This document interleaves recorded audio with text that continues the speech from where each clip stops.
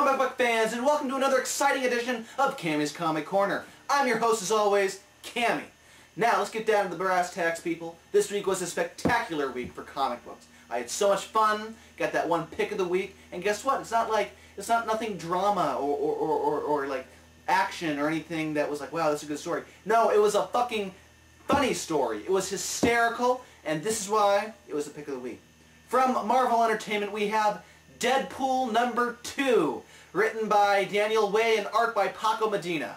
Now, it's the Crimson Comedian, the Regeneratin Degenerate, the Merc With A Mouth. It's Deadpool, and he's back once again.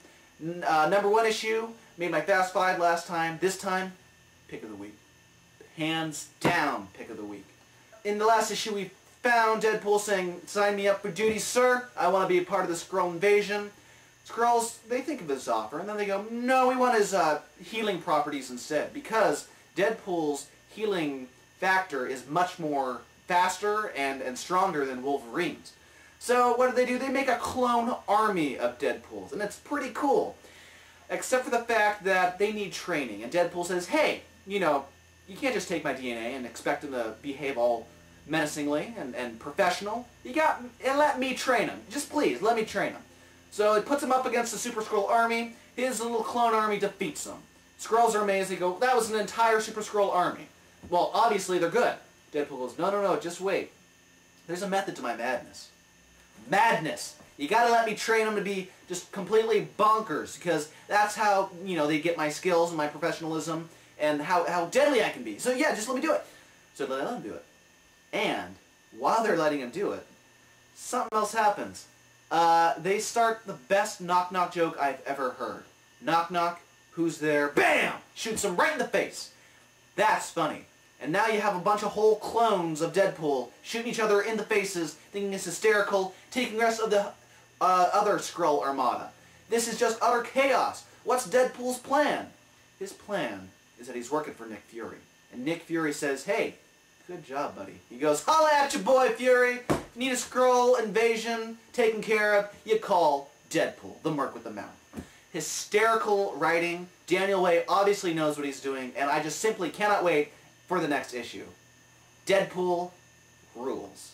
Now, on to the Fast Five. First up, from Marvel Entertainment, we have Captain America #42. Now, doesn't it seem like years ago Captain America got shot, and they've been going out and on with this continuing story of Captain America and what's happening now that Bucky's, you know, put on the mantle. Well, guess what? It finally concludes in this issue. Brubaker's been doing nothing but spinning a wonderful tale of Bucky really proving that he has the chops to be Captain America in this title. He stops a presidential assassination. Well, nominee, but, you know, still, it could be big news.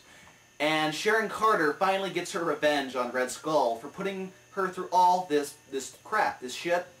She goes, you know what? I got this gun here, and Faustus last issue said, hey, you know, you're free to do whatever you want. Bang, bang, bang! She shot him down, bang, bang. Zola, Red Skull's little minion, the only thing he can do is transfer Red Skull into one of his own Zola robots. So now Red Skull temporarily is trapped in this robot. And that's the ending. Red Skull gets away, Zola gets away, the Captain America clone gets away, and he still thinks he's Captain America. But Sharon Carter also gets away. She's now recovering. She doesn't remember having the miscarriage. And Bucky, a.k.a. Captain America, gets the Black Widow at the end. So, you know, everyone wins, kind of? Come on, Black Widow. Next up, from Dark Horse Entertainment, we have Hellboy, the Crooked Man #3. Now, this is the final issue of this little miniseries, and Richard Corbin's art throughout the entire series has been nothing short of fantastic. Mignola's writing obviously had this tale held up for a while, thought his art didn't really apply to the series. Had Richard Corbin come on, and it's been nothing but great. I can't wait to see this collected in the library edition.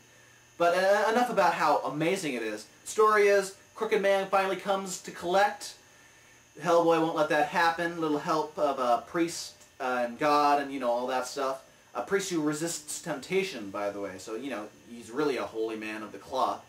And kind of anticlimactic, but Hellboy finishes off the Crooked Man with a shovel with a little cross burnt into it because, you know, it's holy now and Crooked Man is gone, no longer here. It's a very interesting little story. I can't wait to see what Mignola has next. It's probably going to be along the lines of BPRD 1947. So, it's going to be good stuff coming up our way. Next up, from Marvel Entertainment, we have Immortal Iron Fist one-shot, Orson Randall, and the Death Queen of California. I think I said that right.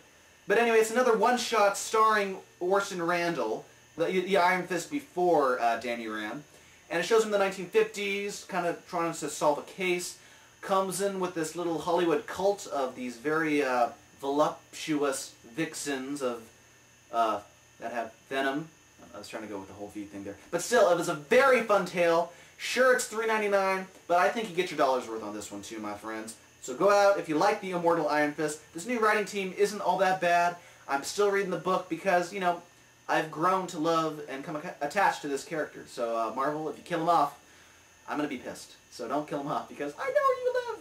Somewhere in New York. That's besides the point. Next up, from DC Entertainment, we have Superman Batman number 52. 52. In the previous issue, we had the mini Justice League come, and in their parallel world, you know, Bruce Wayne's parents were pushed instead of shot. Superman's launched to Earth because little rain on Krypton. Just funny shit like that. In this issue, the villains are the ones running wild. It's a little showdown. Get it, little, because they're all little. And in the end, Mini Superman makes the ultimate sacrifice. And it was kind of really sad. I couldn't believe that they just do that, but makes the ultimate sacrifice and they all go back to their world. Apparently it was just a little bet between Mr. Mitzi Plick and Batmite to see if the world was really good or if it was really bad, like Batman said it was. And as much as I was sad to see these characters go, because this was really fun 2-issue series, well, arc, little Joker makes his way out of being sent back, and he finds his bigger version of Joker. So, it could be another arc somewhere in the future, but I really enjoyed this little arc, again with the little jokes. I should just move on to the next book. If you want something fun, go out and get this book. And finally this week from Marvel, we end with another Secret Invasion tie-in. It's nothing but the Black Panther number 41. Now, it's been Skrulls versus Wakandians. Black Panther gets captured with his queen, Oro, aka Storm, and they've been tortured, beaten, and they're pretty much goners. Until we find out that there's something down in their vocal cords. What is that? Oh, it's a little voice box? It's like a masks your voice? Wait, you mean Black Panther and Storm, they're actually Skrulls disguised as Black Panther and Storm? Then where's the real Black Panther and Storm? Well, it turns out they're right behind the General. It's all been going to plan. Their decoys were actually Skrulls who've been tortured and killed as Black Panther and Storm. If you're getting a little confused, don't worry. It makes sense if you read the book. Jason Aaron had a very nice twist, like M. Night Shyamalan would say, what a twist, at the end, making this little Secret Invasion arc very fun. It's great that Marvel has Jason Aaron as an exclusive because he's giving us wonderful tales like these to tell. Didn't really care much about Black Panther? Pick up this 3-issue arc. You'll be very glad that you did. Well, comic book fans, that just about does it this week for Cammy's Comic Corner. If you want to be our friend, go ahead and go to myspace.com/Cammy's Comic Corner. From there, you can be our friends. Hey, that's always good, right? And you can also click underneath that banner and subscribe to us on the RSS feed or on iTunes. Or you can just go to youtube.com/Cammy's Comic Corner. This has been Cammy's Comic Corner. I have been your host, Cammy. Have a wonderful week, people. And go Chargers!